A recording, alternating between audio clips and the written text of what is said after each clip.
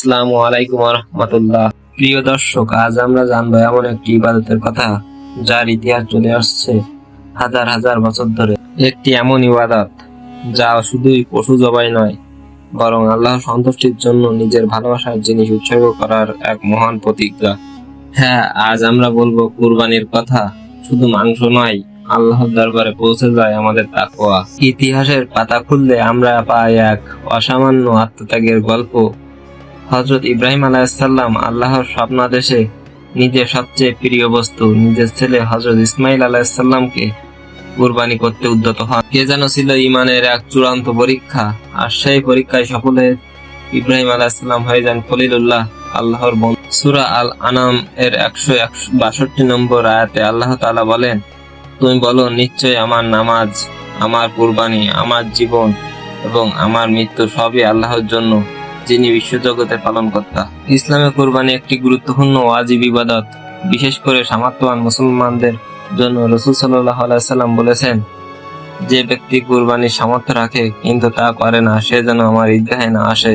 এই হাদিস আমাদের মনে করিয়ে দেয় কুরবানির গুরুত্ব কতটা গভীর। কুরবানির পশু হতে হবে নির্দিষ্ট বয়স ও স্বাস্থ্যসম্মত। গরু মহিষের ক্ষেত্রে 2 বছর বয়স, ছাগল ভেড়ার ক্ষেত্রে 1 বছর, উটের ক্ষেত্রে 5 বছর। কোনো পশু যদি অন্ধ, পঙ্গু, অত্যন্ত দুর্বল বা রোগাক্রান্ত হয়, তবে তা কুরবানির উপযুক্ত নয়। কুরবানির সময় 10ই জিলহজ ঈদের নামাজের পথ শুরু হয়ে 12ই জিলহজ সূর্যাস্ত পর্যন্ত আল্লাহর কাছে পশুর মাংস কিংবা রক্ত পৌঁছায় না, উনার কাছে পৌঁছায় তাকওয়া। কুরবানি আমাদের শিখায় ত্যাগ, আত্মনিয়ন্ত্রণ ও আল্লাহর প্রতি পরিপূর্ণ আনুগত্য।